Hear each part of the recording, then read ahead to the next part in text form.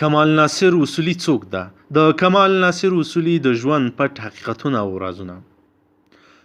سلام مینه، د پښتون ون ټلویزیون سیاسي خپرونې ته ښه راغلاست. د ولسي جرګې د ریاست پر سر د جرګې د دوه غړو میر رحمان رحماني او کمال ناصر اصولي ترمنځ جنجال پرون نږدې یوه نیمه میاشت وروسته حل شو. له دې سره د کمال ناصر اصولي هغه مرکه خلکو ته جالبه او د بحث وړ وه چې د خپل شخصي ژوند او یاد شوي جنجال په تړاو یې د یک ټلویزیون په کیکټوس خپرونه کې لرله. نو پښتون ون ټلویزیون د دغې مرکې مهم او جالب ټکي درسره شریکوي. په مرکه کې کمال ناصر اصولي وویل چې د خوست ولایت اصلي اوسیدونکی او هملته زیږېدلی دی. 42 کاله عمر لري. تر 5م ټولګي خوست د لیسې تر 2 دورې زده کړې په پلازمینه کابل کې کړې دي. هغه لوړې زده کړې په روسیه کې کړې دي او د حقوقو په برخه کې ماسټري اخیستې ده. اصولي د ولسي جرګې په تیره اوسنۍ دوره کې له خوست څخه د جرګې غړیتوب ته بریالی شوی. نوموړی په 19 کلنۍ کې واده کړی چې 4 لوڼې او 2 زامن لري. د یو زوی په بهر کې اقتصاد لولي او بل یې هم د اقتصاد محصل دی. د لوڼو په اړه اصولي په دغه مرکه کې څه ونه ویل. اصولي له سیاست څخه مخکې تجار و. په روسیه کې د چاکلیټو فابریکه وه. دی وایي په 1989 کې د پانګې اندازه 210 میلیون افغانۍ ته رسېده، خو اوس تر هغې کمه ده. کمال ناصر اصولي د ولسي جرګې په تیرو دورو کې د دیني او فرهنګي چارو د کمیسیون رئیس و. د جرګې د ریاست د ټاکنو پر وخت په قوي، جنجالي او قومي متعصب سړی مشهور شو. د پر ضد په ټولنیزو رسنیو کې توند تبلیغات کېدل او ویل کېدل چې پښتون فاشیست دی او نور قومونه باید د رئیس کېدو مخه ونیسي. هغه په وروستۍ مرکه کې وایي چې دی د قومونو خلاف نه بلکې د قومي ټیکهدارانو خلاف دی. اصولي وایي په هغو ویډیوګانو کې مې چې د جرګې د ریاست پر وخت لاس پلاس کېدل جعلي شوې وه. د په وینا د به هره وینا او مرکه کې اول د پښتنو قومي ټیکهدارانو او جنګ سالارانو او بیا د نورو قومونو غندلې او مخالفینو د تخریب لپاره د جرګې د ریاست پر وخت د ویناوي یوازې د نورو قومي ټیکهدارانو خلاف جوړې کړې او پښتانه هم یې تر هدف کې وړو.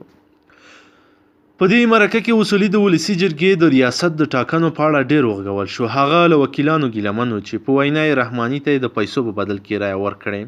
اصولي وایي یو وکیل مې خپله د جرګې تشنابونو خوا کې ولیده چې په $10,000 یې رایه خرڅه کړه. د په وینا هغه وروسته ورته راغی او عذر یې وکړ چې رسوا نه شي. د وکیلانو په اړه نورې جالبې هم وایي. د اصولي په وینا نیلوفر ابراهیم، ناهید فرید او زلمی هغه وکیل چې چکش په لاس تصویرونه زیات خپاره شول د رایې ورکونې پر وخت یې ده ته رایه ورکړې، خو وروسته یې د رحماني ملاتړ وکړ. دی له نوم اخیستو پرته وایي چې له رایه اچونې وروسته د ده په ملاتړ وکیلانو کې هم داسې خلک وو چې رایې رحماني ته ورکړې وې خو ملاتړ یې ده نه کاوه.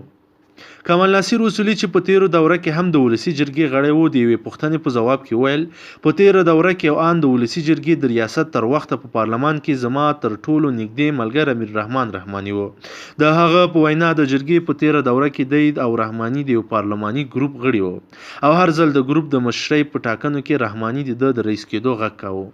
د یوې بلې پوښتنې په ځواب کې اصولي وویل پیزا مې په وروستي ځل یو میاشت مخکې له رحماني سره یو ځای خوړلې وه. اصولي د ټوکې په ډول دته د خبریال لخوا د انرژي ورکولو پر وخت ویل دا خو به رحماني صاحب نه وي رالیږلي. کمال ناصر اصولي په دغه مرکه کې د ځینو مشهورو څیرو په اړه هم وپوښتل شو. د زلمی خلیلزاد د عکس په لیدو وویل باید د خپل وطن لپاره فکر وکړي نه د پاکستان لپاره. د طالبانو د سیاسي دفتر د غړي عباس تانیزي د عکس په لیدو وویل نفرت ورڅخه لرم، غواړي اردو لغوه او ټانګونه پاکستان ته یوسي. د چاګوارا په اړه یې وویل انقلابي سړی و، خلکو ته یې خدمت کړی، موږ او ټولو ته مثال دی. د اسماعیل خان په اړه یې خاطره دا وه چې یو ځل یې د غصب دوسیه په ولسي جرګه کې ده ته استول شوې وه. اصولي وایي هغه وخت کرزی صاحب ولسمشر و، زنګ یې ووهه چې غرض مه ورسره کوه. ما ویل یوازې زه نه یم، دا جرګې موضوع ده.